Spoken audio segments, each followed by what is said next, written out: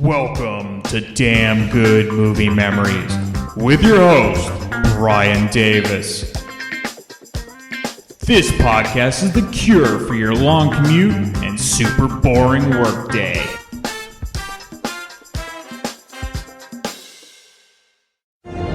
(1954), a simpler time. Dodgeball is a sport of violence, exclusion, and degradation. A more innocent time. Make sure you pick the bigger, stronger kids for your team. That way, you can all gang up on the weaker ones. Ooh, you're out for a dodgeball! Today, there are those who are born to be champions. Here at Globo Gym, We're better than you, and we know it! And then, there are these guys.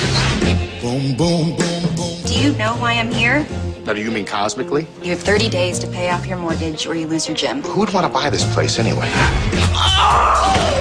Okay, we can't just let Global Gym take us over. If there was any way in the world we could raise $50,000, We could play dodgeball. Line up, ladies! The name's Patches O'Houlihan, and I'm your new coach. You gotta get angry! Guess I'm not really an angry person. Are you angry now? 20th Century Fox invites you Welcome to this year's Las Vegas Dodgeball Open. to experience the world of dodgeball There's a souvenir for a lucky fan. with the ultimate underdogs. The real team needs real uniforms. I hope they fit. nice. You guys suck! Thank you. Nice to be in Vegas. You should quit now. I think I'll take my chances in the tournament. Yeah, you will take your chances. That's what I just said. That's what I'm saying to you. All right. Touche. Vince Vaughn, You dig me? You do have brief moments where you're not completely... When I'm not complete what? Pathetic. Ben Stiller, We should meet. What? I said we should date. I just threw up in my mouth a little bit. Christine Taylor, You like the rough stuff, huh? Real. Freaking naughty. this summer, I love you! I love you too! Joni loves Chachi! grab life by the balls. You ready for the hurricane? Pepper needs new shorts! Well, at least that wasn't weird. Dodgeball, a true underdog story. You can dodge a wrench, you can dodge a ball. What?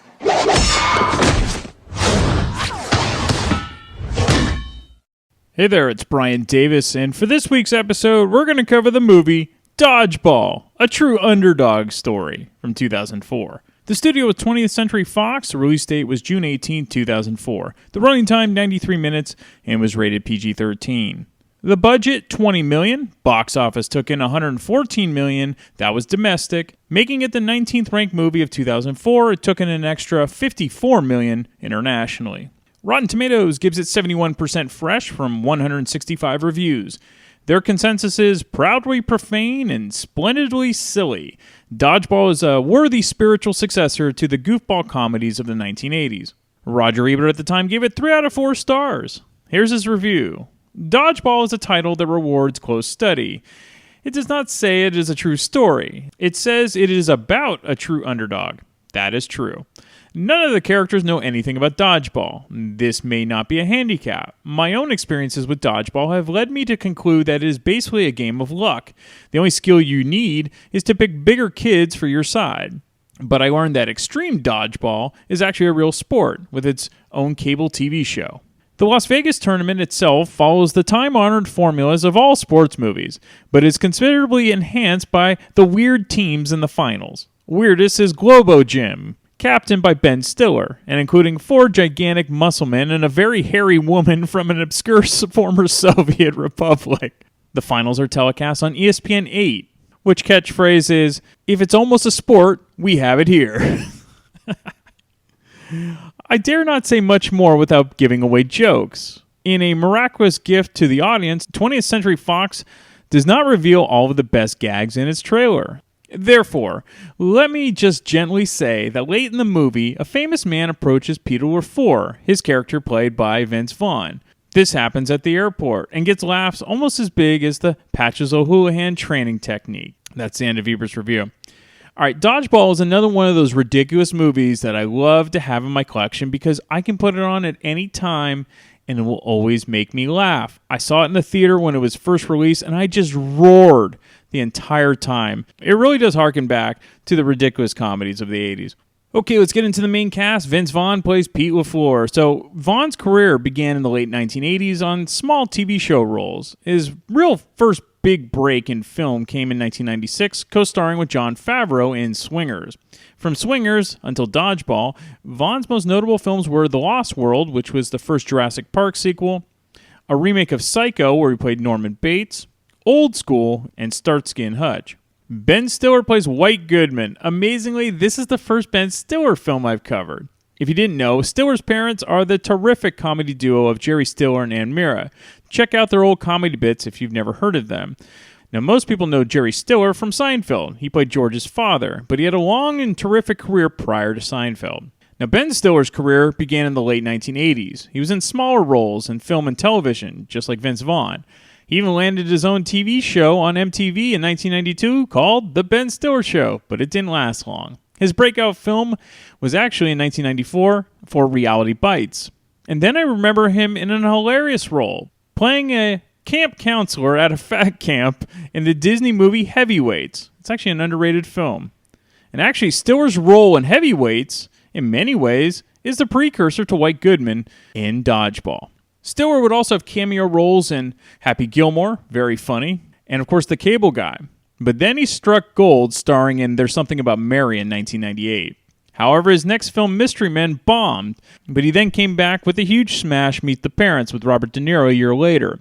Next was Zoolander, The Royal Tenenbaums, Duplex with Drew Barrymore, Along Came Polly with Jennifer Aniston, and then Starsky and Hutch with Owen Wilson and the aforementioned Vince Vaughn.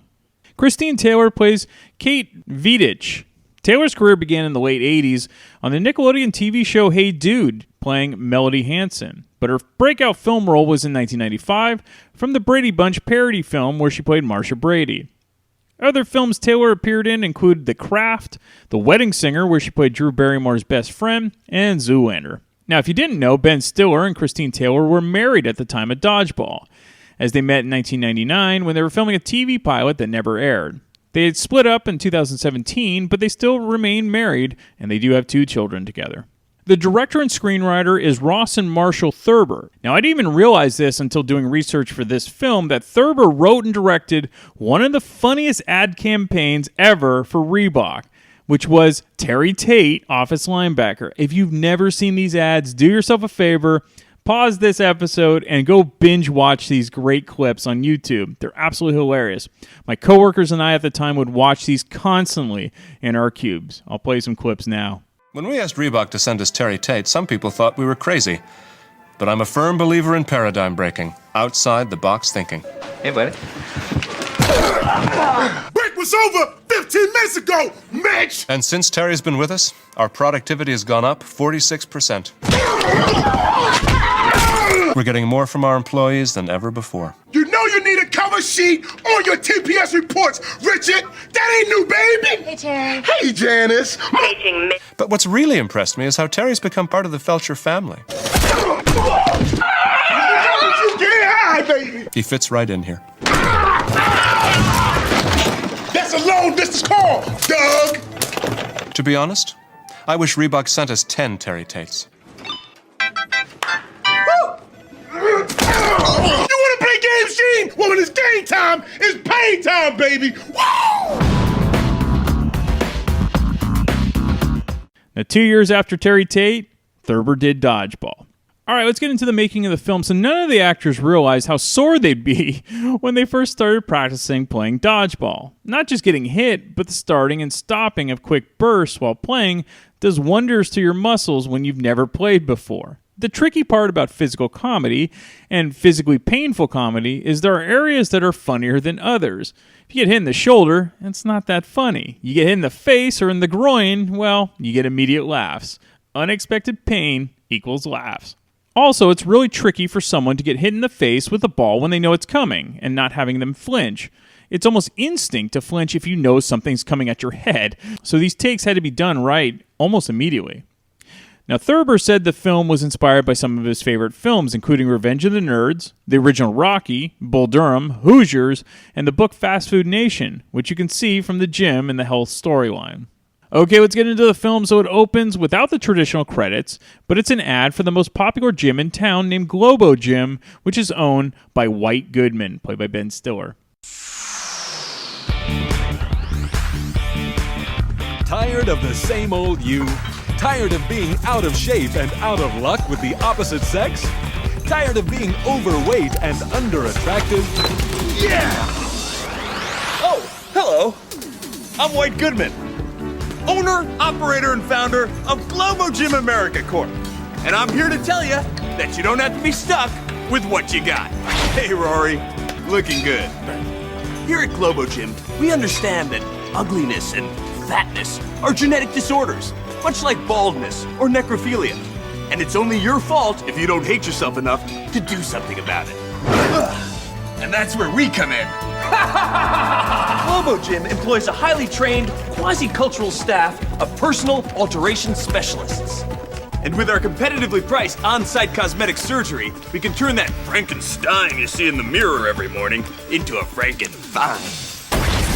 Of course, you'll still be you in a legal sense, but think of it as a thinner, more attractive, better you than you could ever become without us. How do I know? Well, I'm not only the founder of Globo Gym, I'm also a client. That's me 6 years and 600 pounds ago, before I knew how much I hated myself. That all changed once I... Asleep while that advertisement is playing on the television is Pete LaFleur, played by Vince Vaughn. He's the owner of another gym called Average Joe's, which is not doing well financially and also happens to be across the street from Globo Gym.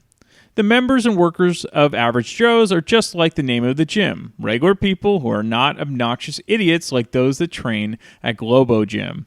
Owen, played by Joel David Moore, he was in Grandma's Boy, check out his role as JP. He works at the front desk, and he's your typical skinny nerd who is going to try online dating.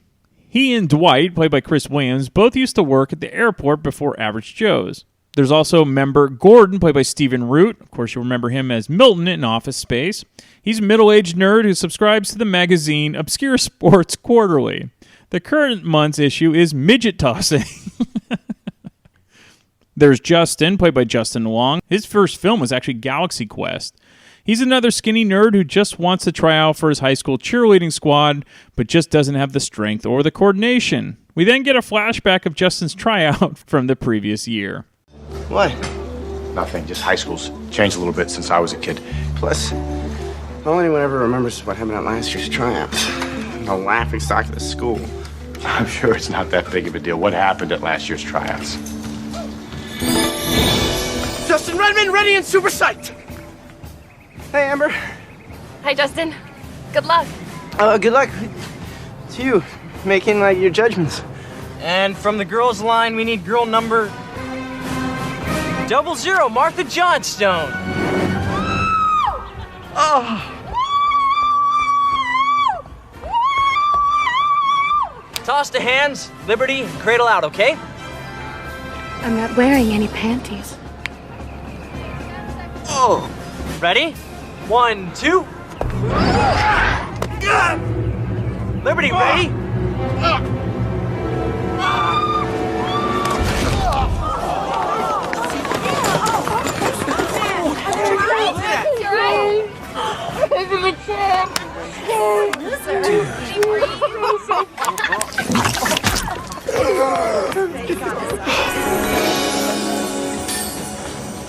Wow.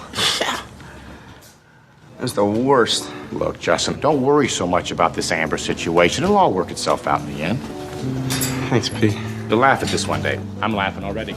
Unfortunately for Justin, his trial partner was pushing 300 plus pounds, which was done on purpose by the male judge who didn't like that Justin's crush, Amber, wished him good luck.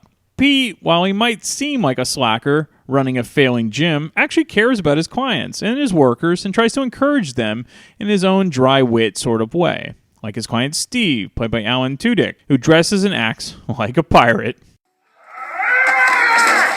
Who goes there? It's me. It's Peter. It's Peter. Oh, Peter. Yeah. Oh. It's about the matter of payment for me membership. Steve be a touch short this month. That's all right, Steve. Just pay me when you get the money. The dread pirate Steve be in no man's debt. I'll make a barter with you, true's the North Star. Right. In exchange for your kindness, I'll be splitting my buried treasure with you. Once I find that be. So Pete goes to his office only to find a woman from the bank where he has his loan, and she's waiting for him. Her name is Catherine, played by Christine Taylor, and she's a lawyer for the bank. She informs Pete that his building is in default and that he will lose his gym if he doesn't pay off his balance of his mortgage in 30 days, which comes out to $50,000.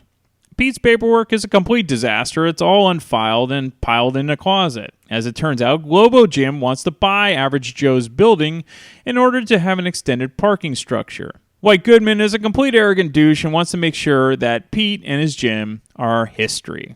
So that's the deal. We got 30 days to raise $50,000, or Average Joe's is history. I got 10 minutes. I'll open it up to some Q&A.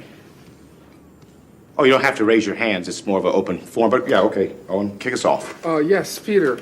And I'm just spitballing here, but why don't we pay it off in Canadian dollars and save ourselves some money? All right, just so you know, if that's a route that you're interested in traveling, it's 50,000 American. It would be 70,000 roughly Canadian dollars. How are we going to come up with $120,000? Oh, no. You don't add them together. And technically, Peter, I'm sorry to say this, but it's more like $73,313. Well, it doesn't matter. We can't come up with $50,000. We're screwed. It seems to me an insurmountable amount of money. No, it's not insurmountable. Come on. You can't just sit back like Global Gym take this over. Average Joe's is too important. Gordon, where do you go when your wife changes the locks? Average Joe's. Right. Dwight, Owen, what are you guys gonna do if Joe's goes under? What, work at the airport again? Say, well, I ain't working no airport again. No, because you hated it. And Steve, where do you go to do whatever it is that you do? Gar, Joe's be the only place for Steve. Gar, you're right. Do you see? And I'll tell you, there's no way I can go back to working out of my high school. What does it say? Laugh at me there. Lock me in lockers, make me clay. But not here. Not at Joe's. I need this place. You guys need this place. Come on. I got it. I know how we can raise the money. How? Car wash.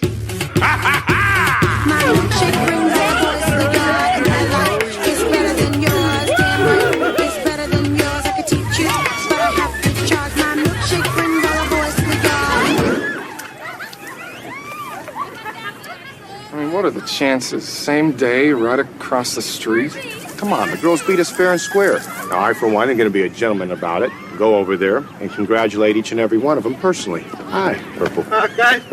Guys, not to be a naysayer or anything, but the only customer we've had is that weird guy who keeps paying Justin to wash his truck.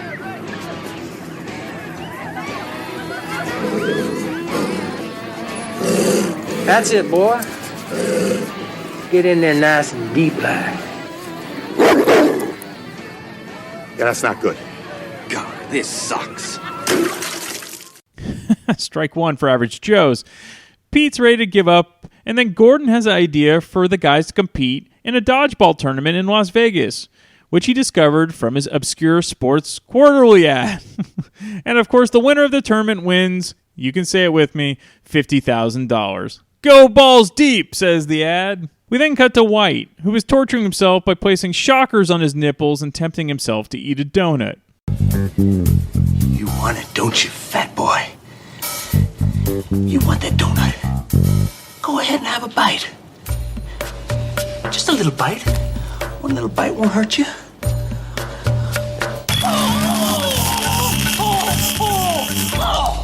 Oh, mama. Ben Stiller's always the best when he plays somebody insane. Anyway, Catherine visits White to discuss taking over Average Joe's. First, he inflates his bike shorts, which has an inflatable crotch, of course. Sir, Catherine Veach is here to see you. Give me 30 seconds and send her in. Yes, sir.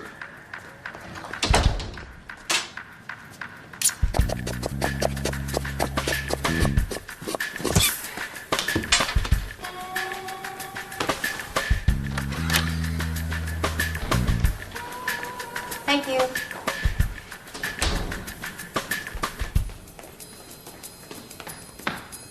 Oh, hello, Catherine. Good to see you. I didn't know you were dropping by. You asked me to come over. Did I? Are you reading the dictionary? You caught me. I like to break a mental sweat, too. Grab a chair. So, I trust everything's going swimmingly with our acquisition of Average Joe's. So far, yeah. There's a lot to do over there, so I should probably get back. That is a really interesting painting. Oh, thank you. Yeah, that's me taking the bull by the horns. That's how I handle my business. It's a metaphor. I get it. But that actually happened, though.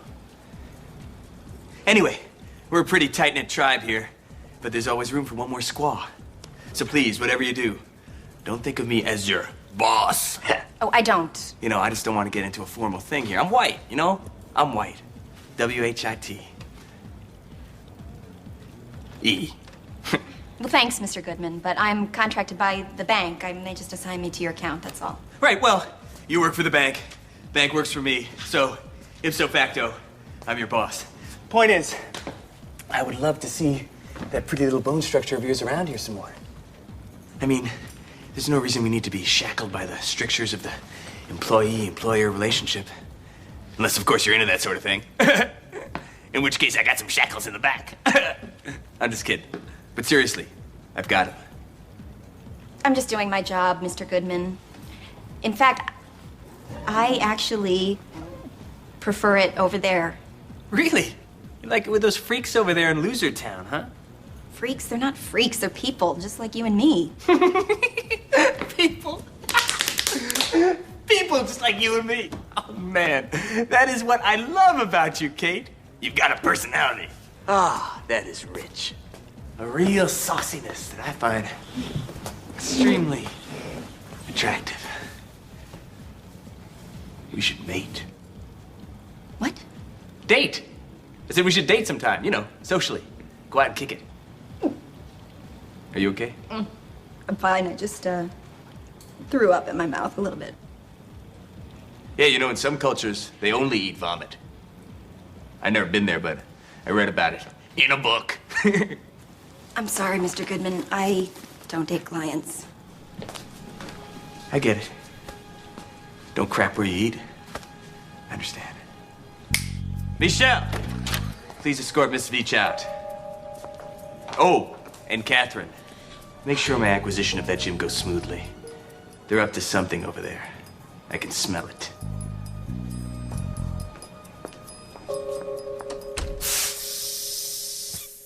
In the meantime, Justin gets an old instructional film about how to play dodgeball, hosted by the great Patches O'Houlihan, which is played by Hank Azaria. Hey there, Timmy! Holy mackerel, mister. You scared the jeepers out of me. How would you like to take a break from that fine lead-based paint and learn about dodgeball? Boy, would I.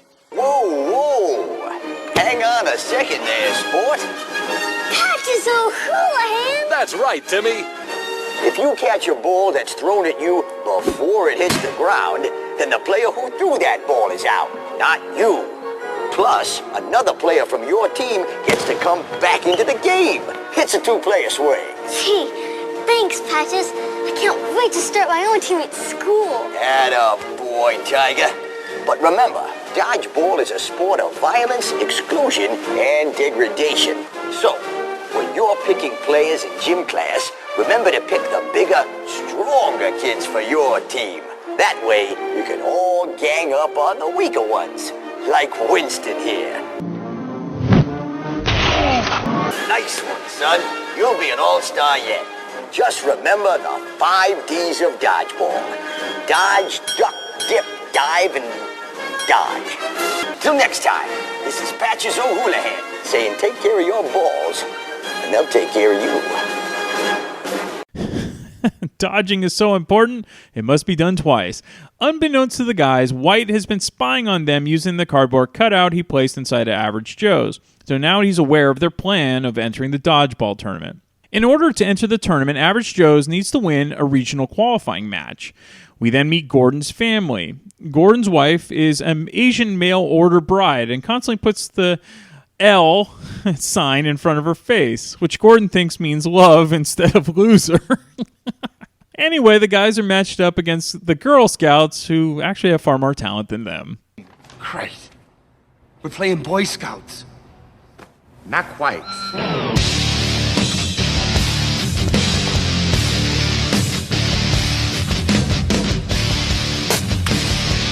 Bollocks.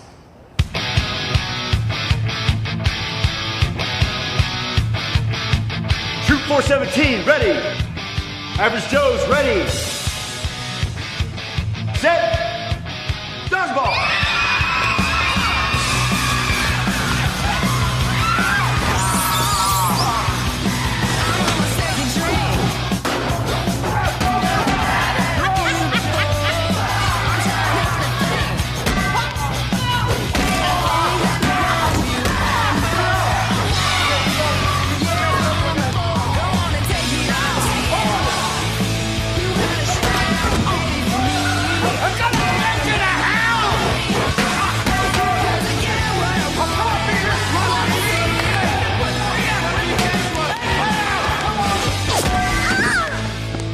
I'm really sorry. Are you all right? Why would you hit a girl? Why? I am so sorry. Are you okay?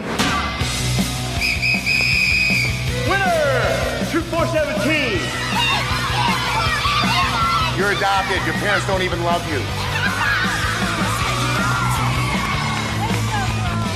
And now, without further ado, it gives me great pleasure to award the first... I'm sorry, we have a bit of a problem here. Unfortunately for Troop 417, during the ADAA required random drug screening, one of your players' urine tested positive for 3 separate types of anabolic steroids and a low-grade beaver tranquilizer. I'm afraid, by rule, your team must be disqualified. God damn you, Bernice! Oh!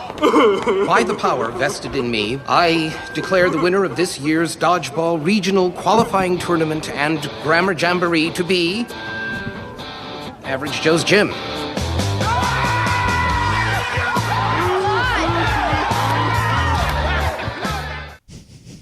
Just like the Russian Olympians, but I digress. By the way, Mr. Ralph, who made the announcement, is played by the great character actor Curtis Armstrong. You'll remember him as Booger in Revenge of the Nerds. Ben Stiller said the reaction at the premiere when Pete pegs the Girl Scout with the ball was huge, as the audience was shocked at this level of violence against children.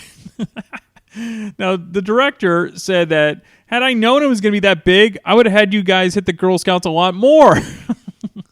Next, the guys and Kate, as she goes by now, celebrate at a bar and grill named The Dirty Sanchez, which literally made me laugh out loud at the theater when I first saw this in the film.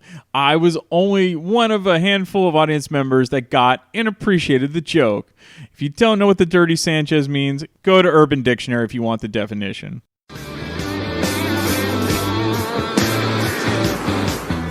All I'm saying to you, Kate, is that you can admit the real reason why you showed up today. It's okay. Like I said, I was in the neighborhood, and I just thought you guys could probably use a cheering section. Kate, if you want to join the team, all you have to do is ask. Thank you, Peter. I don't. It is obvious that you dig me. You're hooked on the floor. Oh, God. I've been through this many times. I'm sorry. You can't stay away from me. I'm so stupid.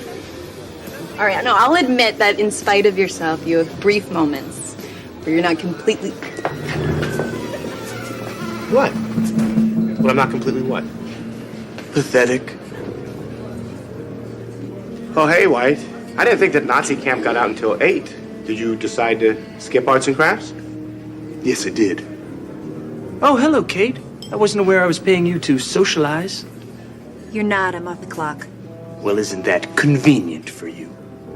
And the clock. I just thought I'd drop by and congratulate you on your victory by disqualification today, and introduce you to the team that will be winning the Las Vegas International Dodgeball Open. My team. Allow me the pleasure of introducing you to Blade, Laser, Blazer. I believe you've met my fitness consigliere, Michelle. minute. Oh, and I almost forgot. Our last player. Meet Fran Stalinaskavich Davidovitsky. Oh.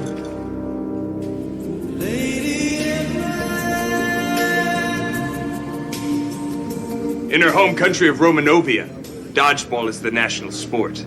And her nuclear power plant's team won the championship 5 years running. Which makes her the deadliest woman on Earth with a dodgeball. Ball me, Blazer. Show them, Fran.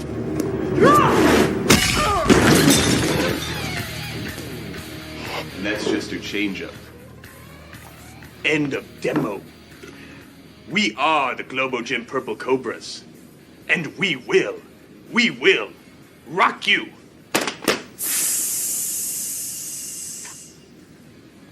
That guy might really be dead. Wait a minute. Wait a minute. How can you be entered in the Las Vegas Open? You didn't even win a regional qualifying match. Oh my God, we never even won a regional qualifying match. Oh yeah, now I remember. The dodgeball chancellor's an extremely personal friend of mine. And I helped him shed some unwanted poundage before beach season. So you can close your little rule book on that one, Poindexter. Look, White, we didn't come here to rumble, all right? We came here to celebrate as a team. So if you don't mind, there's plenty of bar here for you and the Lobonauts. Team? What team? Your best player thinks he's a pirate. Hey! That's it! Okay, whoa. Okay, first of all, he is way more of a pirate than you will ever be. And secondly, we don't know who our best player is yet. We've only had one game. It could be any one of us at this point. That's great. Go ahead, make your jokes, Mr. Jokey. Joke maker. But let me hit you with some knowledge. You should quit now and save yourself the embarrassment of losing with these losers in Las Vegas, LaFleur. Alliteration aside, I think I'll take my chances in the tournament. Yeah, you will take your chances. I know. I just said that. I know you just said that. Okay, I'm not sure where you're going with this. Well, I'm not sure where you're going with this. That's what I just said. Well, that's what I'm saying to you. All right. Touché. Me and my squad are gonna split, but we'll see you at the tournament. Oh, and LaFleur, best bring your bib, because it's gonna get messy. Are you all right? You okay? Let's bounce. Cobras. Yeah. Okay, guys, let's just get ourselves cleaned up and head on home, all right?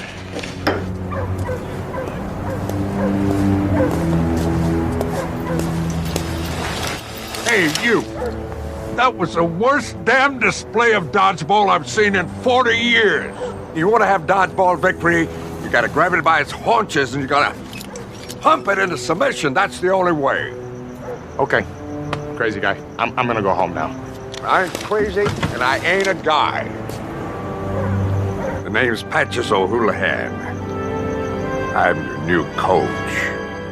Hell yeah! Grizzled veteran Patches O'Houlihan, now played by Rip Torn, is on board to guide Average Joes to victory. The next day, the guys are treated to Patches' unique training techniques.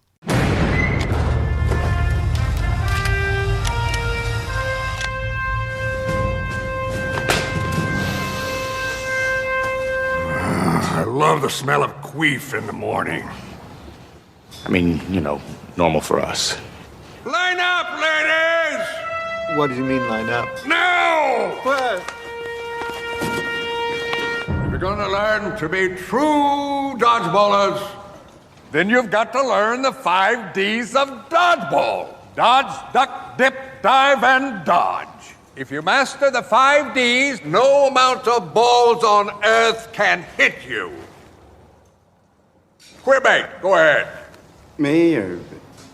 Yeah, shouldn't we, learn by dodging balls that are thrown at us, or... That's what this sack of wrenches is for.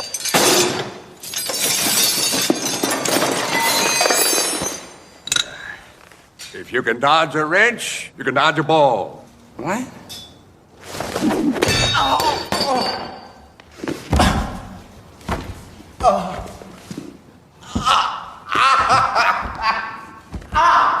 Any other questions?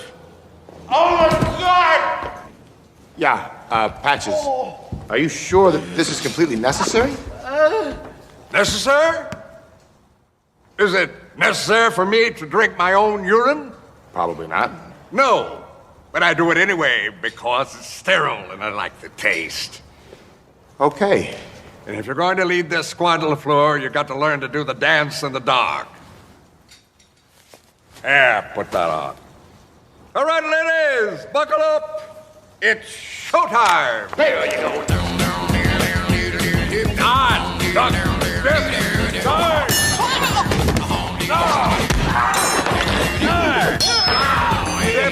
dive. I've got 3 weeks to whip you suck-ass feeder junkies into shape. Come on! I get better runs in my shorts. Catch a ball, one of their guys goes out.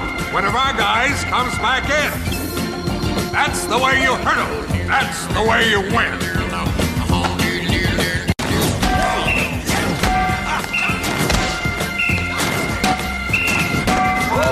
That's really good, Peter.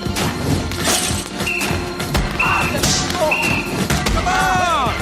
Only 19 miles to go.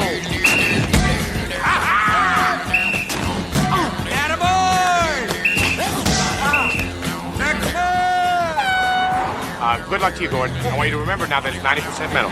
Okie dokie. If you can dodge traffic, you can dodge a ball.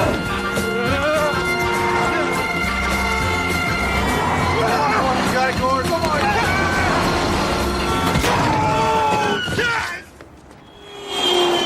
Have fun! I'm okay! Okay, Have Dad. fun!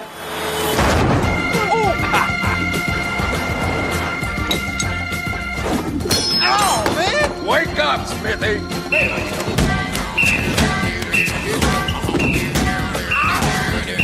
Holy hell, son, you're about as useful as a cock-flavored lollipop. Quick feet! Fast hands! Catch it and throw! Pick up the pace! All right, what a bunch of females! Oh, Jesus! Give me that! You couldn't hit water if you fell out of a boat.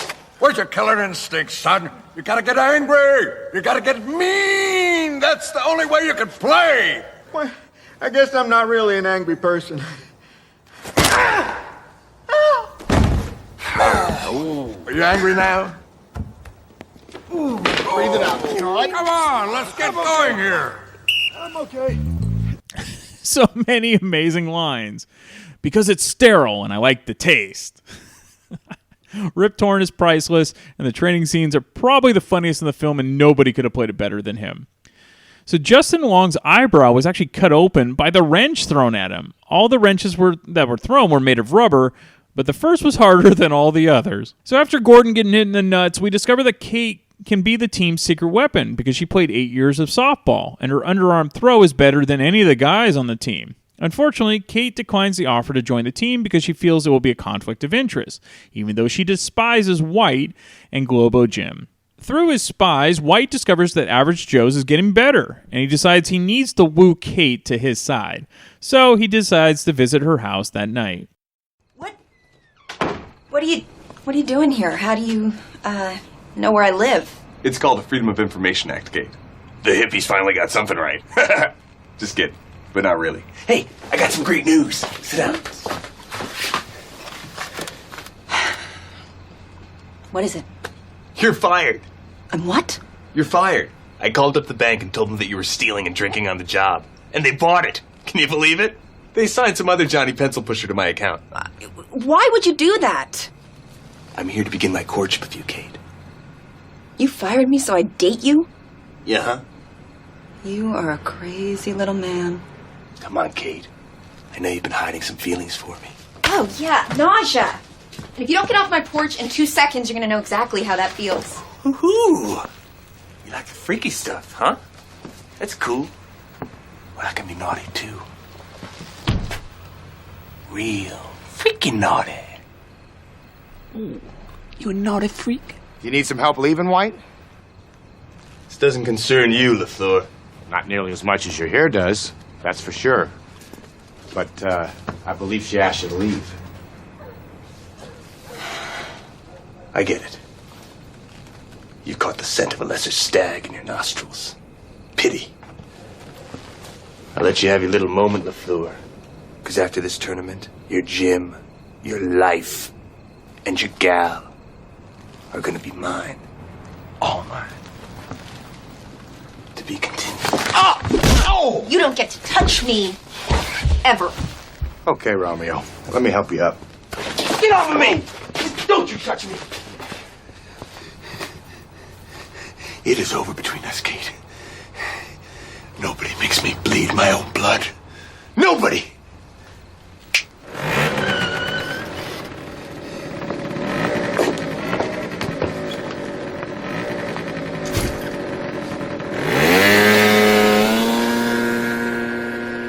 Well, at least that wasn't weird. White flipping off Kate and Pete as he rides away on a Vespa driven by Michelle. It's hilarious.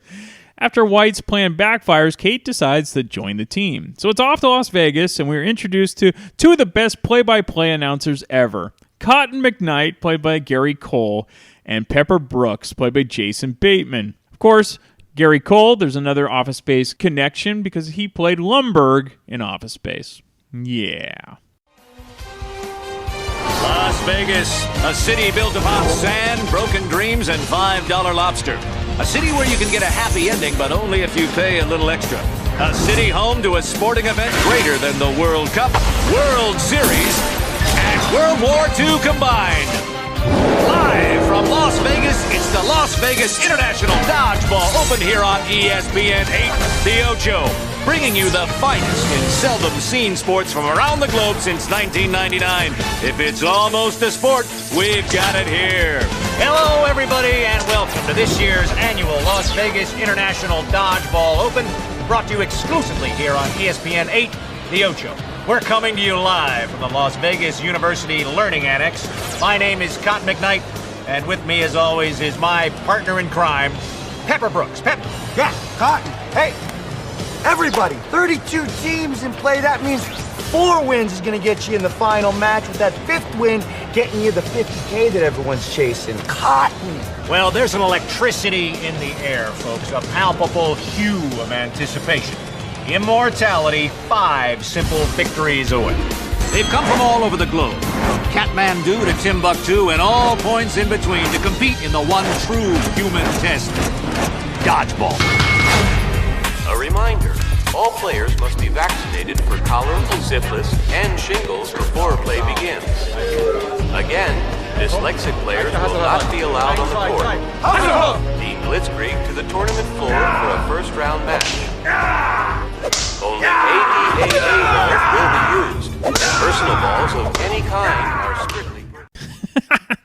The Ocho, Cole and Bateman, just, again, terrific side characters. But since it was a visual joke, the names of some of the teams are absolutely hilarious. You had the MILFs, the Moose Knuckles, Clown Punchers, Mulchers, She-Mullets, Wedgies, Lumberjacks, Yetis, and the Pouncers. Let me tell you, Urban Dictionary is your friend, my loyal listeners, for a few of these team names. Go check them out. So the network ESPN at times does have a great sense of humor and actually paid homage to dodgeball in August of 2017 by playing a marathon of sports that were not well known, including dodgeball, darts, disc golf, kabaddi, which is an ancient East Indian sport, and roller derby. Owen decided to surprise the team with new uniforms, but the box was mixed up with another team, who happened to be into S&M. So Average Joe's first match is done in leather and chains. Their first opponent is a German team run by David Hasselhoff. Who else? And here comes the relatively unknown challengers, a regional qualifying team, Average Joe's Gymnasium.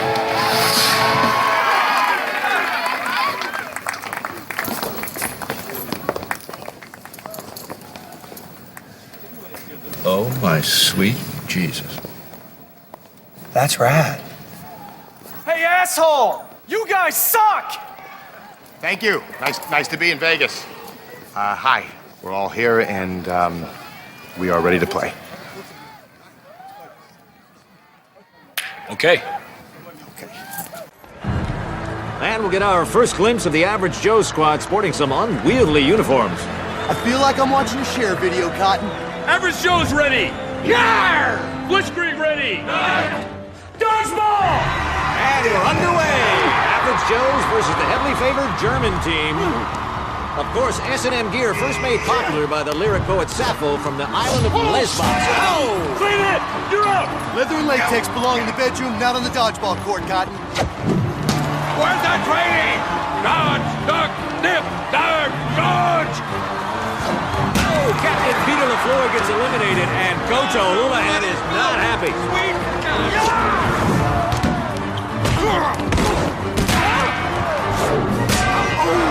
I'll tell you what, this Average Joe's team doesn't look up to snuff. Midline infraction! You stepped over the line! You're up! Whoa, dandy. Average Joe's catches a break there. But the Germans still dominating this Maginot line-like defense. Oh, good toss by the submissive out there. Just 2 players left for Joe. Oh, check that. Make it 1. Looks like Average Joe's might be hitting home early. It's all up to the only player without a Y chromosome, Kate Beach. Oh, what a throw! Hold your phone, she's got a cannon. You're the only man out there. Give it to him, baby. The Germans have a 2-1 advantage. Oh, great catch, and Peter LaFleur's back in the game. How about that? It's a 2-on-1 switcheroo. And now Joe's has the upper hand. Great deflection. Take it to him. He's ballless now. He doesn't have any balls, Cotton. Winner! Average Joe! Oh, my sweet dick, it's magic. Yay, all right. Oh, my, the Germans losing in the first round, and Average Joe's wins in a shocking upset. I feel shocked. Ihr seid alle Schweine! Ihr habt Schande über unser Haus gebracht. Losers!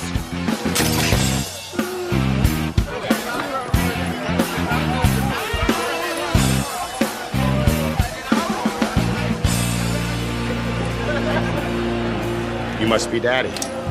So Hasselhoff appearing as the coach of the German team wasn't a plan until a few days before they were to shoot that particular scene. And the stunt coordinator, Alex Daniels, knew the Hoff personally and asked Thurber if he wanted to use him for the role. Thurber jumped at the chance. So Average Joe's gets their regular uniforms back and moves on to the next round. Walking to the hotel, Justin runs into his high school crush, Amber. She's competing in a cheerleading tournament at the same time as the dodgeball tourney. For the next match against the Lumberjacks, Patches gives the team some words of wisdom to live by. Let's settle up here. We got some work to do. We got lucky in the first round. We caught those dirty crowd snapping, but that ain't gonna happen again. So blow out the horse hockey and remember what I taught you.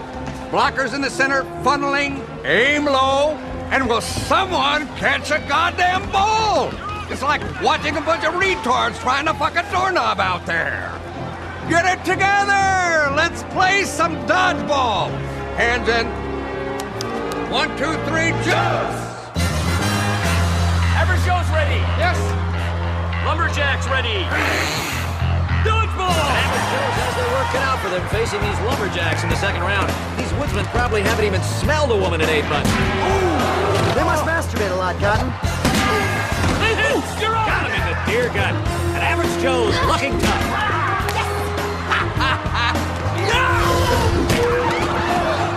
Oh, now there's a souvenir for a lucky fan. Boom! Timber! Peter LaFleur nails it. That's all she wrote, folks.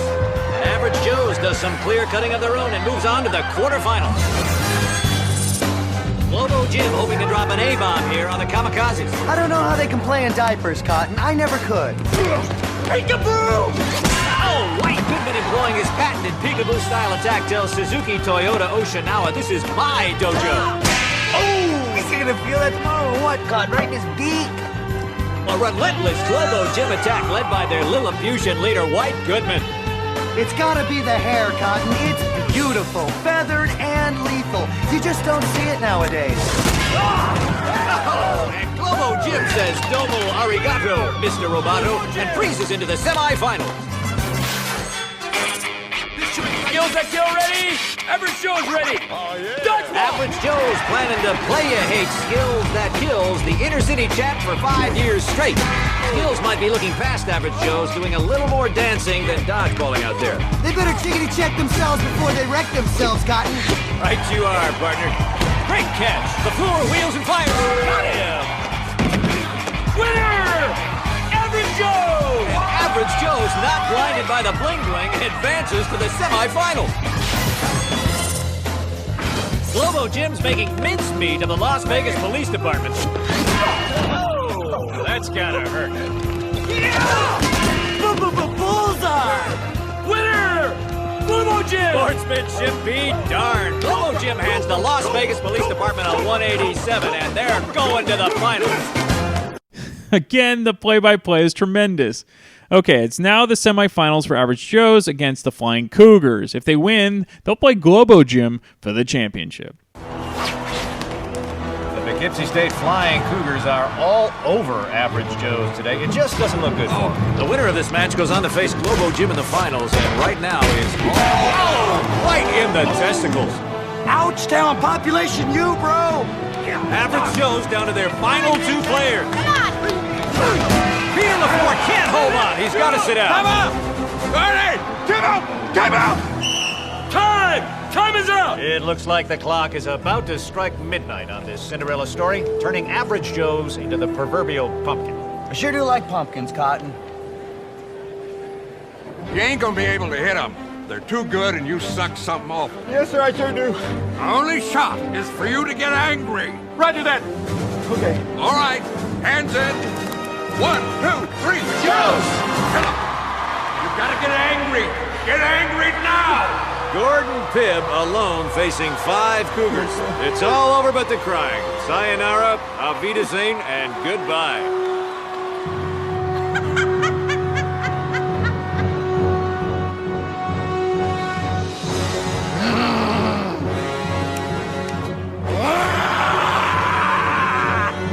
Dodgeball! And let the dodgeball slaughter begin. Good deflection there. Hang on, and another one. 3 falls at once, who knew? Now it's 4-on-1. Pibb is not going down without a fight. That's it! You're kidding me. He's calling him out. Now it's 2-on-1. Who would have thought it? Go, you crazy son of a bitch! Go! He's on the warpath. Incredible. It's 1-on-1. I can't believe it. It's just not believable, Cotton.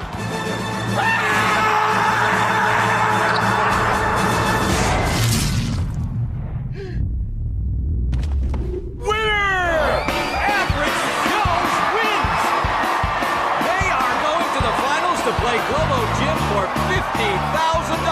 That'll buy you one heck of a blumpkin. Right you are, Pep. To be honest, folks, I never would have dreamed it possible. But with 7-time ADAA All-Star Patches O'Houlihan at the helm, I guess it must be the luck of the Irish. That'll buy you one hell of a blumpkin. Urban Dictionary, folks. There are so many quick, dirty slang phrases, you'll just need to watch over and over to catch them. By the way, if you missed it, the reason Gordon finally got angry was that his wife was overtly flirting with the guy in the stands, and he just finally lost it. So the team is feeling great about their chances. And then this happens. Tomorrow we're gonna pecker slap those Globo Gym bastards! Yeah! You really think we can beat Globo Gym, Pete? As long as we got Patches, we got a shot.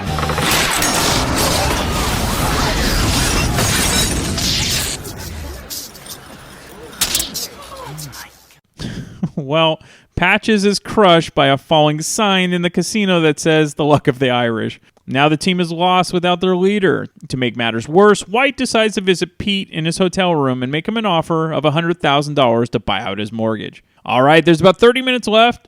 Plenty of hilarity and action left, and I don't want to spoil the ending for those that haven't seen the film. So what will Pete do? Will Justin and Owen find love? It's all answered, and you'll enjoy the ride, of course. Again, this was a great era of comedy in the early 2000s, and Dodgeball was one of the great ones from the era. So ignore the terrible new comedies of today and keep watching the good stuff from the past. Maybe someday, though it's looking highly unlikely, Hollywood can find a sense of humor again without being so self-conscious. Also, stay tuned for the after credits where you've seen Ben Stiller in all his glory. Plus, there's cameos from William Shatner, Chuck Norris, of course, Lance Armstrong. And here come the Globo Gym Purple Cobras, led by White Goodman, all business. We haven't seen Average Joe's yet. They still haven't made it to the court. It could be a psychological ploy, or perhaps something worse. They're definitely not on the court, Cotton. Their absence is noticeable. And we'll be right back after these words from our sponsor. Can I get a bottle of water? Aren't you Peter LaFleur? Lance Armstrong? Yeah, that's me. No, but I'm a big fan of yours. Really? Yeah, I've been watching the Dodgeball tournament on the Ocho. ESPN 8. I just can't get enough of it. But good luck in the tournament. I'm really pulling for you against those jerks from Globo Gym. I think you better hurry up or you're going to be late. Actually, I decided to quit. Lance. Quit? You know, once I was thinking about quitting when I was diagnosed with brain, lung, and testicular cancer all at the same time. But with the love and support of my friends and family, I got back on the bike, and I won the Tour de France 5 times in a row. But I'm sure you have a good reason to quit. So what are you dying from that's keeping you from the finals? Right now feels a little bit like shame. Well, I guess if a person never quit when the going got tough, they wouldn't have anything to regret for the rest of their life. But good luck to you, Peter. I'm sure this decision won't haunt you forever.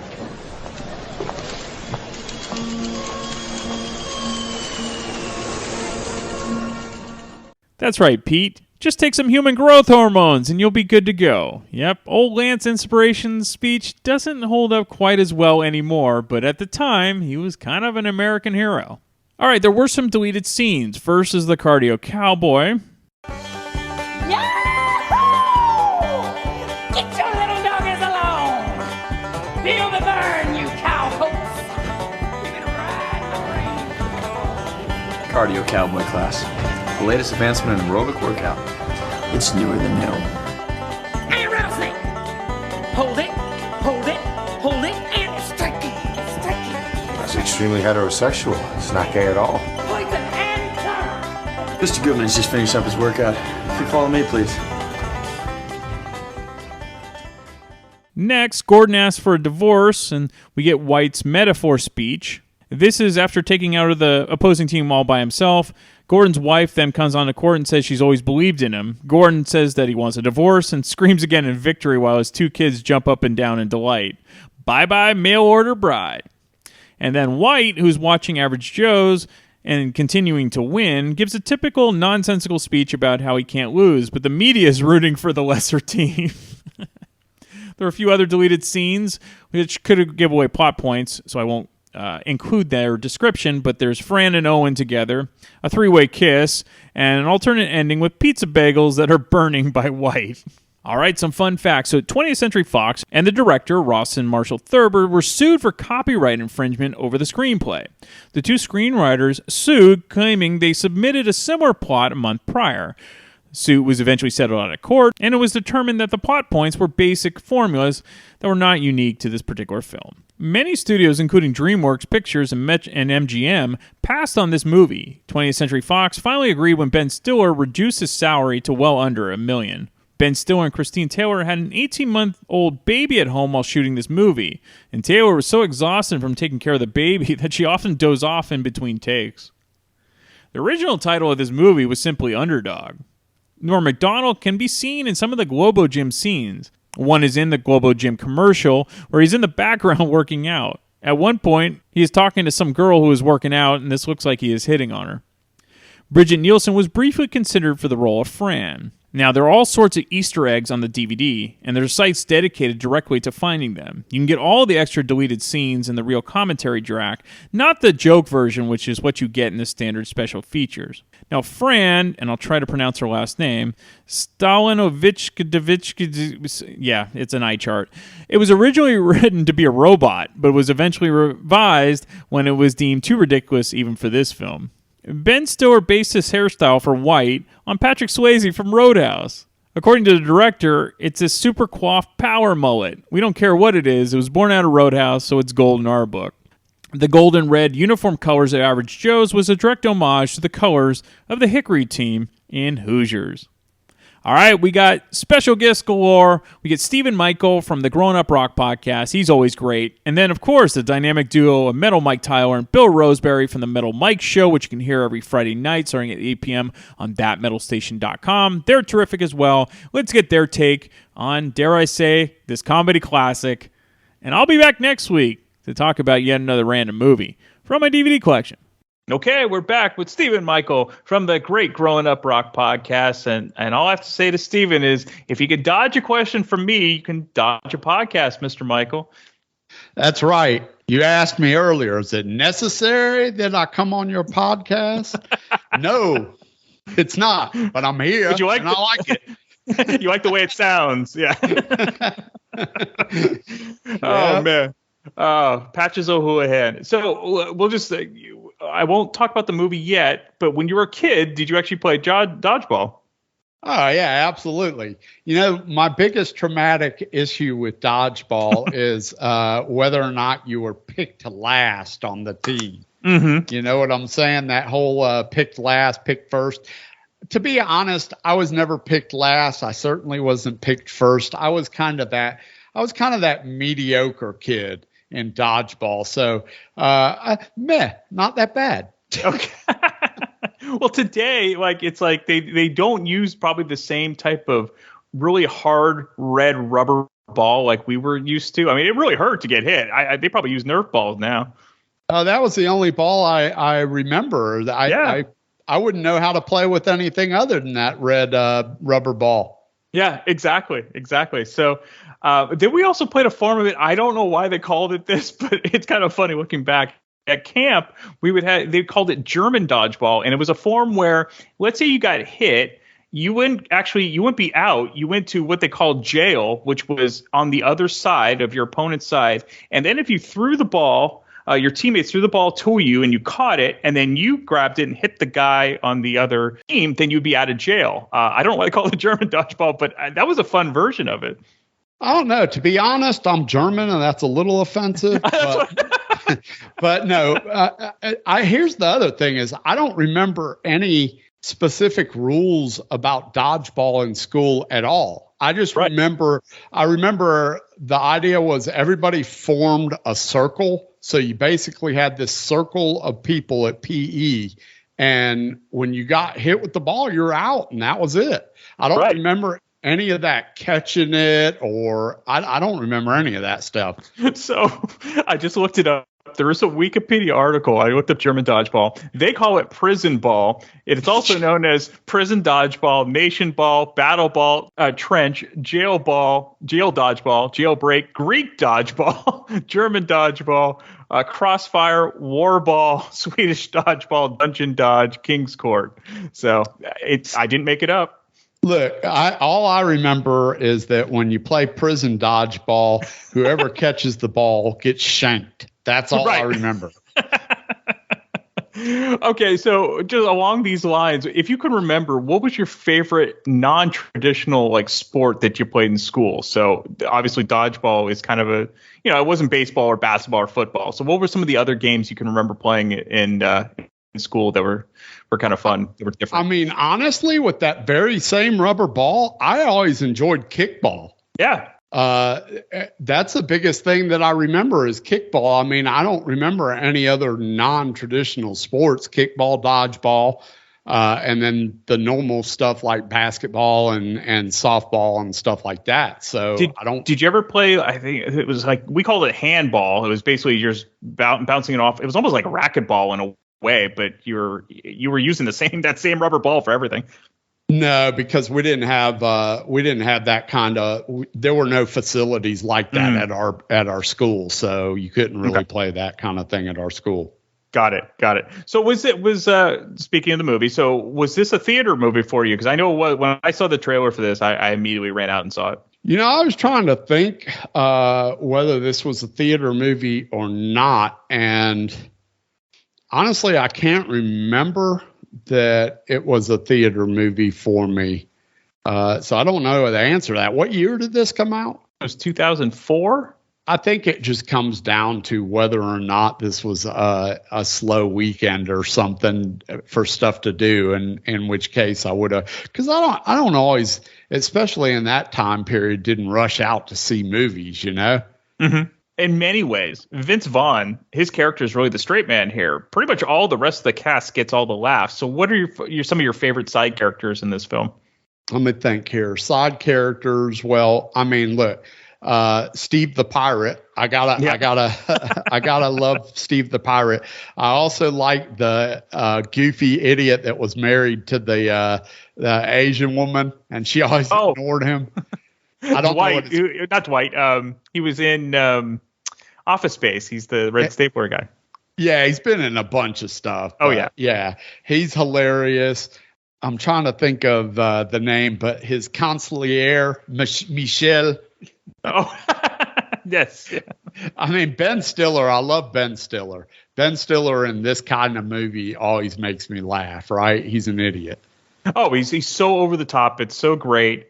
He's a lot like Mike Myers in the sense that he's almost dressing up as somebody else in some of these roles, you know?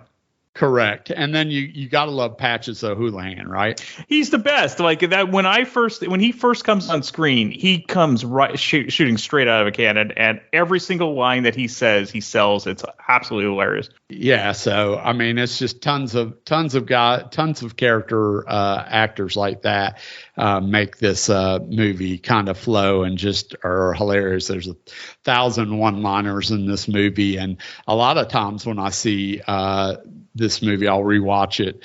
I'll find something that maybe I missed. Might just be like a super small part or something, you know. Mm-hmm. So if you can remember, what are some of your favorite Ben Stiller lines, if you can remember?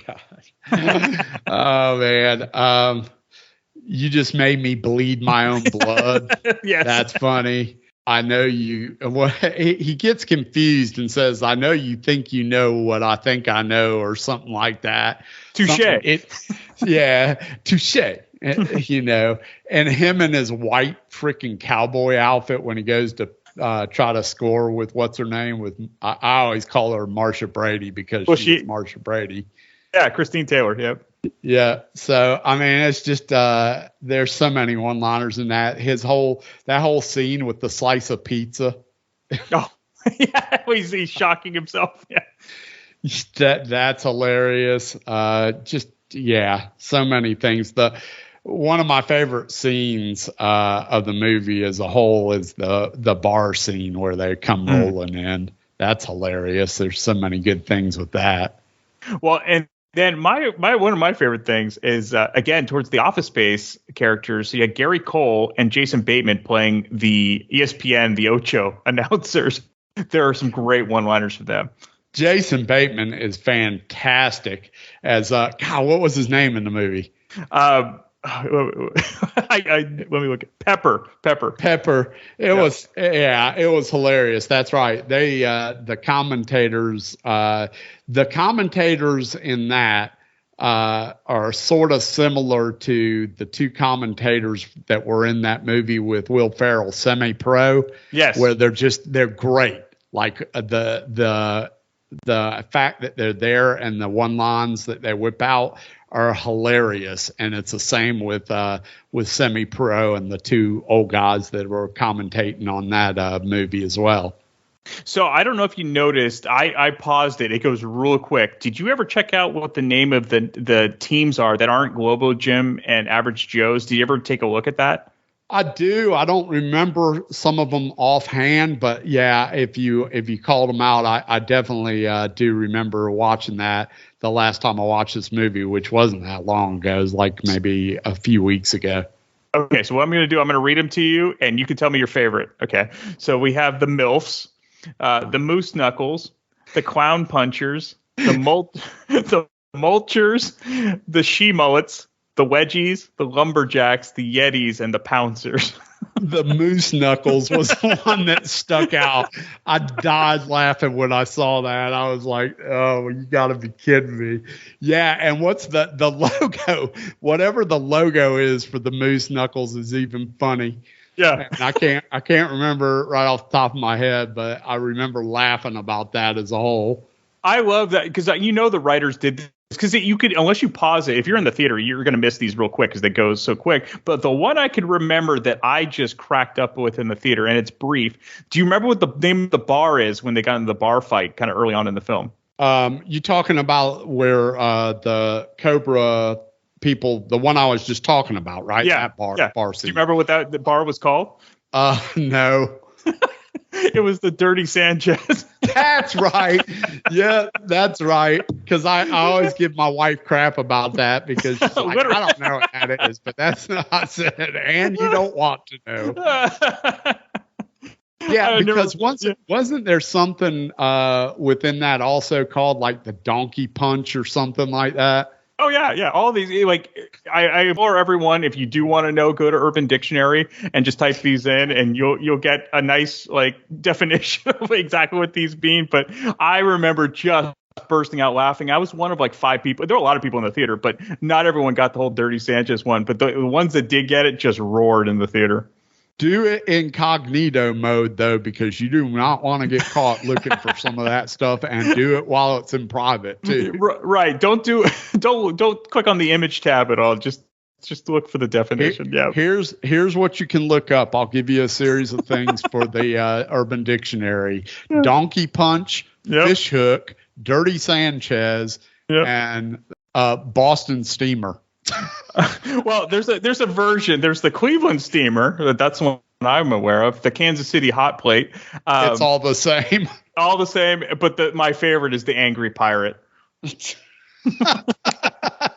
Have fun with that one, folks. And your show just became rated X. Yeah, screeching. No, but what's great about all of none of these terms on their own are filthy. It's just it's just until you actually look it up that you realize that how disgusting they really are. It's only filthy and disgusting to people like me and Brian, who unfortunately are steeped in rock and roll. Absolutely. And when this came out, I was still in my early 20s, and I still haven't grown up since then. I still find these things hilarious. So from your latest viewing, was there anything new you picked up? Was it just as funny? Like, what or was it just an enjoyable ride for you even still? It's an enjoyable ride, and there is stuff I picked up, but unfortunately, as I get older, my short-term memory goes like within the first 2 hours. So I watched it and said, oh, I missed that the first time around, and then I forgot about it by the time it was over, so I don't remember. I think the thing that sticks out for me are there are a couple of actors in this that went on to become even bigger. I would say like Justin Long got more popular, and Joel David Moore as well. Which one was he? He was Owen. He was the super skinny. He was kind of the assistant, I think. He was. Yeah. On Average Joe's. Yes. Yeah. What else was he in? Because I don't know that I remember him in something big. Do you remember Grandma's? It wasn't big, but it was kind of another stupid comedy. Did you ever see Grandma's Boy? Oh, I love it. Yeah. So he's the one that he's trying to create the video game. He's the one that kind of dresses up like the Matrix. That's right. Yeah. That's right. I forgot. Yeah. He's still in a lot of movies. I like Justin Long. Justin Long was in. I can't remember what we were watching the other.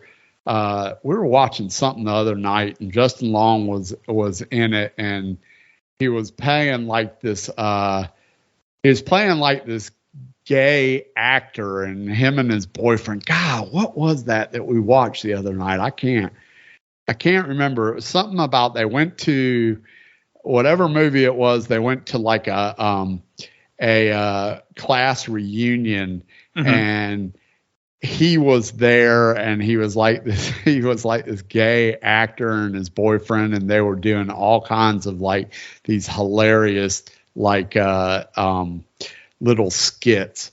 Man, that's gonna kill me anyway. I won't drag this on, but whatever movie I was watching, it was real recently, and like within the last like week or so, and the main actor was going to some class reunion, and they were there as part of that. Well, after this, he was in a funny comedy with Ryan Reynolds called Waiting, where it's about working at a restaurant. Loved Waiting. Loved it. That one's great. Did you ever see Accepted, where they create like their own college basically because he got kicked out? Yeah, kind of like a little bit of a play on Old School. Yeah, exactly. He was also in one of the sequels for Die Hard. So yeah, I mean, he really kept he was on the rise after this movie. Yeah. But if anyone remembers what the movie that Steven's talking about, you can write in. Yeah, I'm wondering if it was like I went and saw that movie that Sonny was telling me about. I didn't go and see it. We watched it on demand. But that movie that Sonny was talking about with Jennifer Aniston and Vince Vaughn. The Breakup. I'm wondering if it was that movie. I can't remember. Yeah, and so if you had listened to an episode that I guessed on with Grown Up Rock, one of Sonny's favorite movies, which we're all shocked because he was like, "You guys haven't seen this? I've seen it like 100 times." Like, no, we saw it once, and Steven hadn't seen it at all. But check out The Breakup with Vince Vaughn. Yeah, I think my wife and I decided that movie was meh. Yeah, I liked it. I don't not 100 times, but we know how Sonny is with his movies. So that movie's kind of depressing, really. It is. It's not like, Wedding Crashers or Old School or something like that. Yeah, what are some of your favorite Vince Vaughn movies? And Sonny hated The Godfather. What's up with that? Oh, I remember that. Yeah. Well, we know anything pre, what was it, 1986? He blows off, God dang it, that Sonny Pooney. I don't know. We should team up and he can have his own dodgeball team. We'll start throwing stuff at him. Exactly. Yeah. My favorite Vince Vaughn movies, obviously Swingers, which is, I guess, I don't know if it's his first movie, but definitely his big breakthrough, right? Oh, definitely early on. Yeah. He's been in a bunch of stuff. I absolutely love The Intern. Okay. I know a lot of people I don't know. That movie for me has a ton of one-liners, and every time that movie's on, I watch it with him and Owen Wilson. It's just, to me, it's just funny as hell, and I like that movie a lot. So that's one of the movies that I really enjoy. What else? There's a ton of them. I can't think of them off the top of my head. Well, not too long ago, we talked about Arthur. And a remake. He was actually in the remake of Psycho. He played Norman Bates, which is kind of, you think about his most famous roles, I vaguely remember that. Yeah. Yeah. I mean, I prefer him as a comedic actor, but he's so dry, whether it be Old School or he was in, he'd have little roles like an Anchorman, like he'd appear, or Starsky and Hutch and things like that. Right. Yeah. Yeah. He's a lot like Will Ferrell in that way. Will Ferrell does the same thing, right? Definitely. Well, again, this was a lot of fun. Obviously, you would recommend this, and we both enjoy silly comedies, and this is the epitome of a silly comedy. Yeah, I mean, isn't the idea of a movie just to escape reality? And isn't it nice not to have to overthink something and dissect plot and all this other stuff? I just want to go and see something stupid and laugh. That's all. Exactly. And I also appreciate they didn't do a sequel for this film. They very easily could have done a Hangover type overkill with this, and they didn't. And I think that's why Dodgeball holds up really well. Brian Davis. Did they do a sequel? That's yet. Let me see. I'm going to look this up because I don't remember them being a sequel, but there's not a sequel, but what I'm telling you is that Hollywood loves to make sequels to everything. And if they had success, somewhere in time, somebody's going to go, you got any ideas? No, let's see. What movies did we not make a sequel to that were successful? Oh, Dodgeball. Well, I did a search on IMDb. I guess there was a TV series called Dodgeball Thunderdome. I don't know if it's correlated or not. There is a potential, according to IMDb, for Dodgeball 2, but they don't. It's set 20 years after. Don't do it, but they probably will. You're right. They're going to throw in it. One thing you and I can count on is Hollywood not being original. That is definitely true. But that's why we do Damn Good Movie Memories, so we can appreciate when they were original, and this is one of them. Exactly. Yeah. Thanks again, Stephen. Appreciate it, Brian Davis. All right, we're back, and it's impossible to dodge the dynamic duo of DJ Metal Mike Tyler and Bill Roseberry, and they're going to join me for yet another chat about a terrific comedy. Welcome back, Bill and Mike. Thanks for having us, Brian. Yeah, thanks for having us, Brian. And hey, I just want to say, is it necessary for me to drink my own urine? No, but it's sterile, and I like the taste. That's right. How about you, Mike? Do you agree? I concur, man. And you know what? If you can dodge a wrench, you can dodge a ball. That's right. You can do all of these wonderful things, and it was until this movie I didn't know any of this existed. So that leads me to my next question, which is I'll start with Mike on this one. Did you actually play dodgeball as a kid? Yes and no. Yes, we did play dodgeball, but we played bombardment, which is similar to dodgeball. But where dodgeball is like what? How many men's on a team? Like I know it's a certain number, and then if you get out, but you can come back into the game. Bombardment would be like a shitload of people on one side and a shitload of people on the other, and you would just throw the dodgeballs at each other. And if you caught it, the other person was out, and they didn't get to come back. It was basically like last man standing type thing. Right. Or last person standing type thing. I had a blast playing both of them, though. Yeah. And then how about you, Bill? Yeah, a little bit in PE and stuff like that. But, man, it was like a long time ago. I don't remember much. I know we played it some. I know they had some adult leagues when we were all playing softball. We had literally talked. It was after this movie came out. Mm-hmm. We talked about putting together a dodgeball team. And I think some of the guys that I played softball with actually played a few dodgeball games. My buddy Woody and my buddy Brian in particular, but I never did as an adult. But yeah, I remember playing at PE as a kid a little bit. Yeah. And what was great about when we grew up, all three of us, is they actually played with that hard rubber red ball. I think now they play almost with like Nerf balls. It's not the same. So yeah, pussies. Yeah, exactly. I mean, we played a version. I remember in like summer camp where it was like, you didn't get knocked out, you got put in quote unquote jail, and then if they threw it, you're on the other side, and then if they threw it over and you caught it and then hit the guy on the other side, then you get out of jail. I kind of like that version, so I don't know if you guys played that. Yeah, we used to do that. Yeah, I did that. I remember playing it like that when I was growing up. Yeah. All right, so we'll go back to Bill for this one. What was your favorite non-traditional sport you played at school? Oh man, non-traditional sport I played at school. Yeah, so not football, basketball, baseball, nothing like that. What would be in the vein of dodgeball? Man, I don't know. I can't really remember. I mean, I always took PE in the summertime when I was in high school, so I didn't have to dress out and do all that bullshit. So it was a little different for me. I mean, we were outside a lot. We were playing a lot of baseball and softball, maybe kickball. Yeah, that's that would probably be my favorite, would be kickball. And we used to, there was some adult kickball tournaments around here too that used to play in the summertime that some of my buddies would play, and I'd go watch. I never played as an adult, but yeah, I'd say, I guess now that I'm thinking about it, kickball would be the answer. Okay, how about you, Mike? Kickball would be up there, but ironically enough, bombardment. I just loved throwing that ball and hitting people in the fucking face with it, and getting hit in return. Yeah. It was like, it was just something about that I loved bombardment, man. Because like I said, dodgeball's cool, and it's like they're cousins, really. They're very, very similar. But with bombardment, man, it was a lot more intense because there was more people, and like you didn't get to come back in the game. You were out. That was it, So yeah. I'd say for me too, kickball would be the answer because there were similarities to baseball rules with that, and I was obsessed with baseball when I was a kid. I mean, I played it all the time.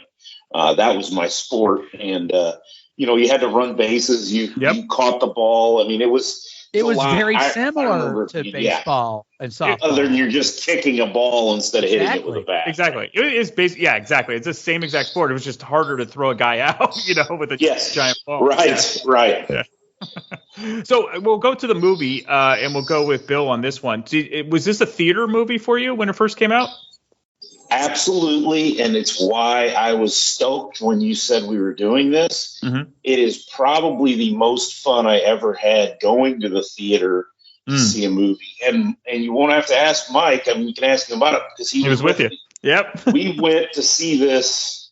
There were so many of us there that we filled up 2 or maybe 3 rows in the theater. Nice.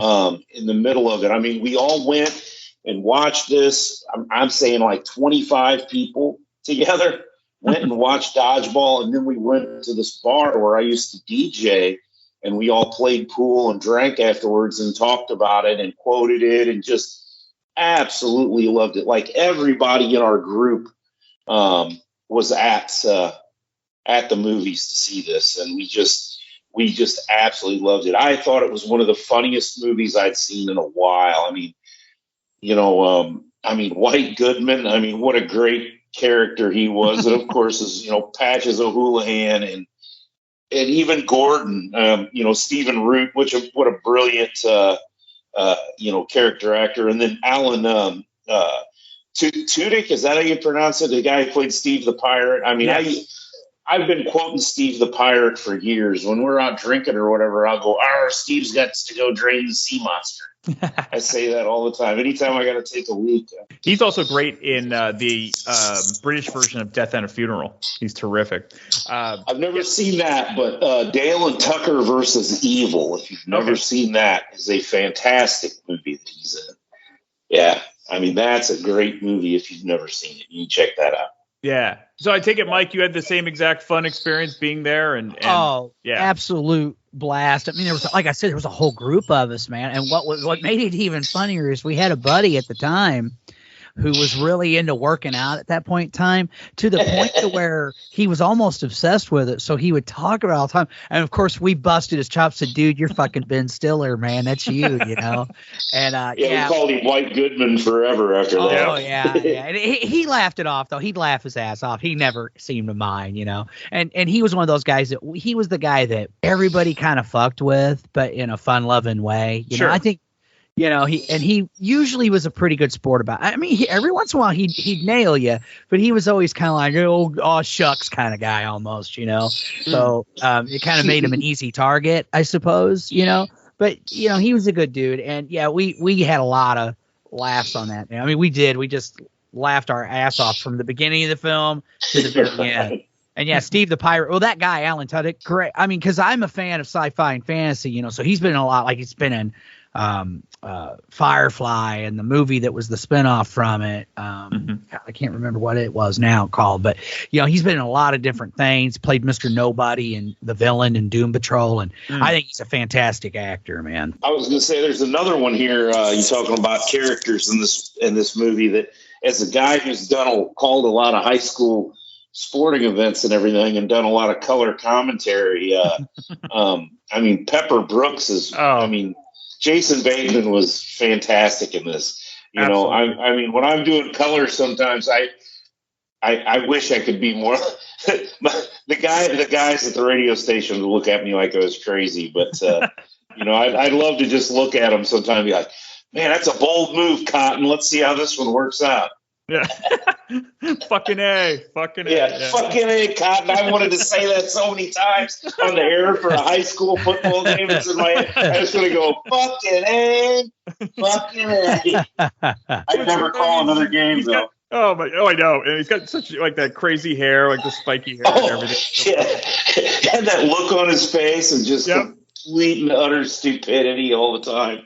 And I love the chemistry between him and Gary Cole. I thought they were together. Yeah, because there's total Office Space connection between Gary Cole and, of course, the actor that played Milton. So, right. That's so great. Yeah. So in many ways, for me, Vince Vaughn is really the straight man here. I mean, pretty much the rest of the cast gets all the laughs. So what are your favorite, and you guys kind of already mentioned it, but what are your favorite side characters if you haven't mentioned them already? Well, obviously Steve the Pirate's great, but I mean, man, Stephen Root, I love him. He's great. Rip Torn steals the show as Patches O'Houlihan. I mean, he's fantastic in it. Yeah, he's the best. I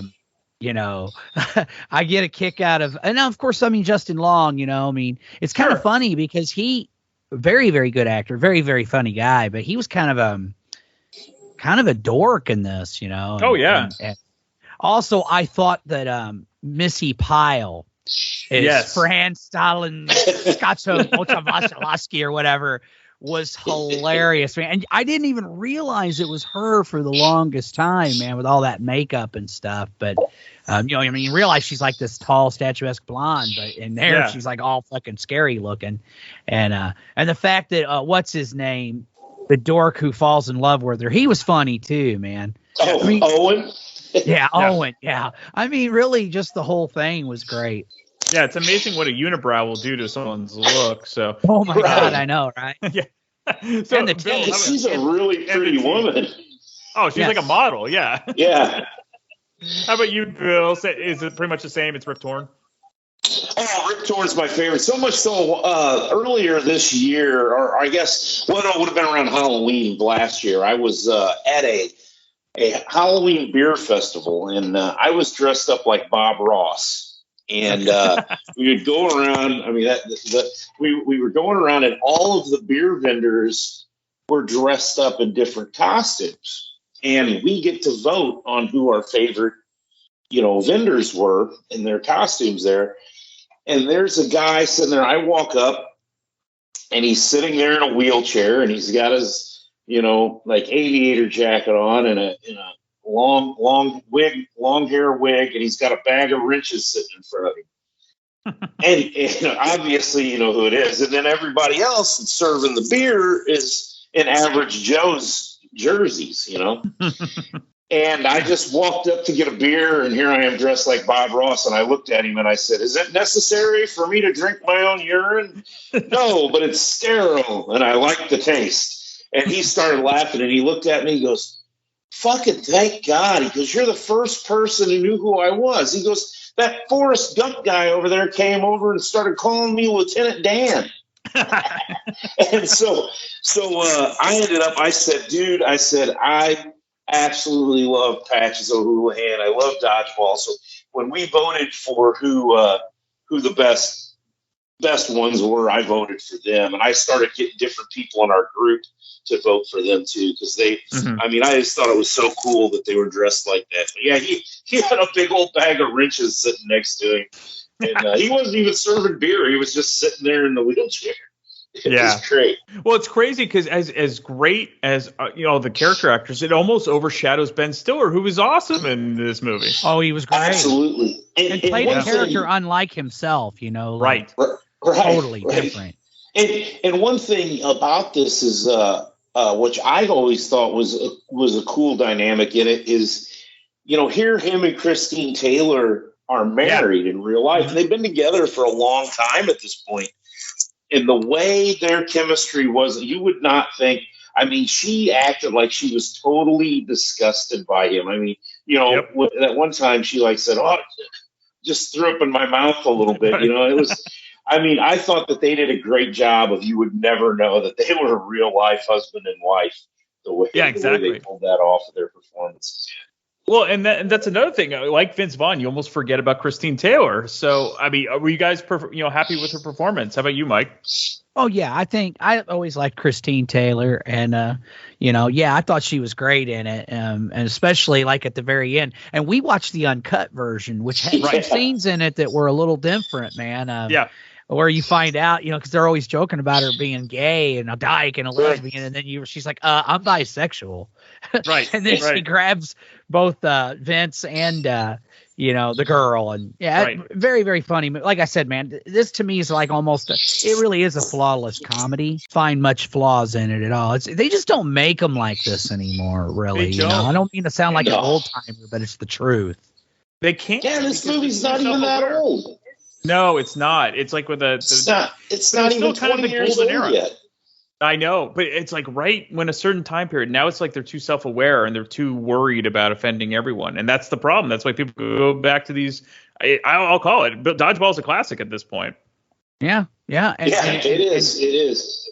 I think that unfortunately, I mean, I don't see how these stand-up comedians take it. I've been listening to this interesting podcast now. I'm going to go back and listen to it from the first episode. You might have heard of it, Brian.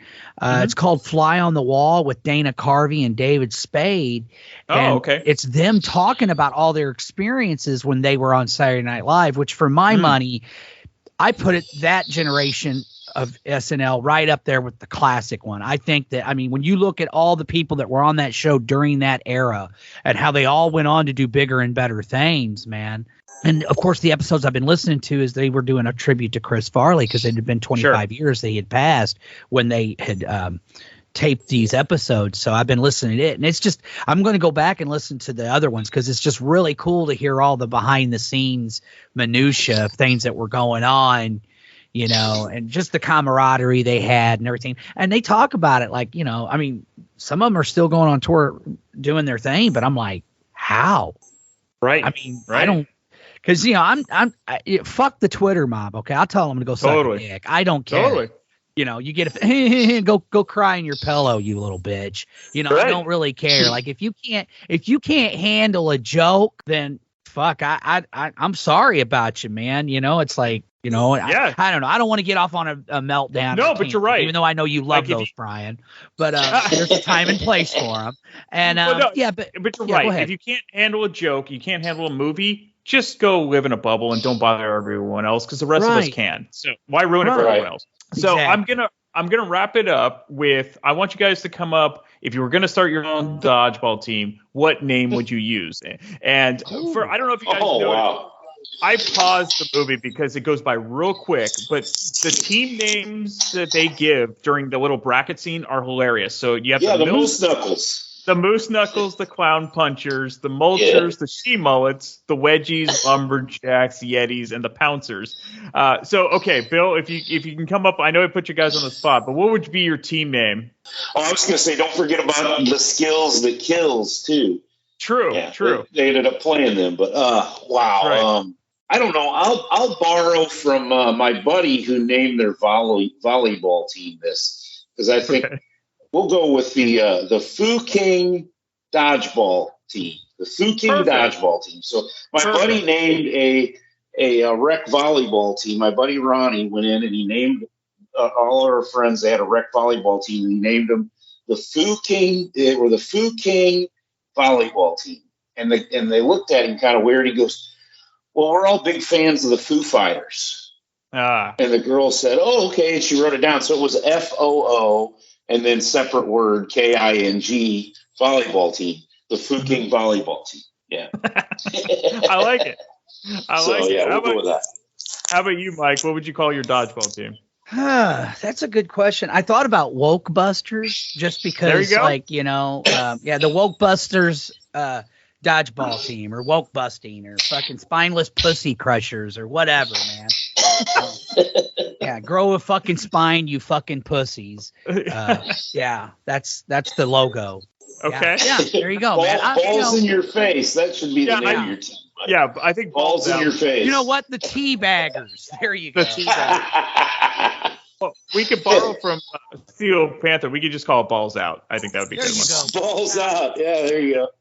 Yep. Hey, one other thing I wanted to be the Full Force Dodgeball League. Yeah. There you go.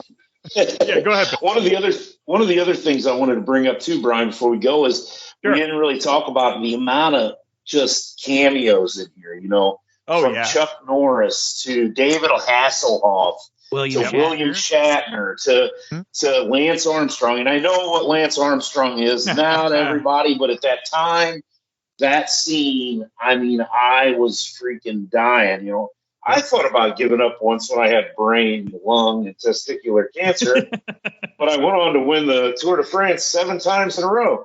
I'm sure you've got a good reason for giving up, though, Peter. Yeah, I mean, it was fantastic. They're just those little cameos. David Hasselhoff with the German team. Oh, that was brilliant. That was great. Yeah. I just love that stuff, too. Speaking of Lance Armstrong, I just came up with my dodgeball team name. It's going to be Roid Rage. There you go. Yeah. Good times. Oh, yeah. Yeah, that's great the name of our league, the Full Force Dodgeball. Full team. I like it. Well, coming to a town near you, And of course, coming to any of your speakers, you can listen to the Metal Mike show every Friday night starting at 8 p.m. Eastern time. Of course, you can always hear Bill alongside of him, and they talk about all sorts of fun things. Metal Mike, for sure will have a meltdown about whatever he wants. It might be about dodgeball names. You just never know. So again, as always, thank you guys so much. No problem, Brian. Thanks for having us, brother. No problem. If you are ever in the San Francisco Bay Area and still love collecting or renting DVDs or VHS tapes, come check out Captain Video in San Mateo at 2837 South El Camino Real. Captain Video is open 6 days a week and closed on Wednesday, and one of the last traditional video stores still running in the United States. New movies you can rent for $2.99 a day. Old movies you can rent for $2.99 for 5 days. And if renting isn't your thing, you can also purchase anything you find in the store. Be sure to tell Ira that you heard about Captain Video from the Damn Good Movie Memories podcast. Happy renting and happy collecting at Captain Video. Come hang out and chill with Brian A. Davis and the Bad Beat. Wednesdays, 11 p.m. Eastern, right here on thatmetalstation.com.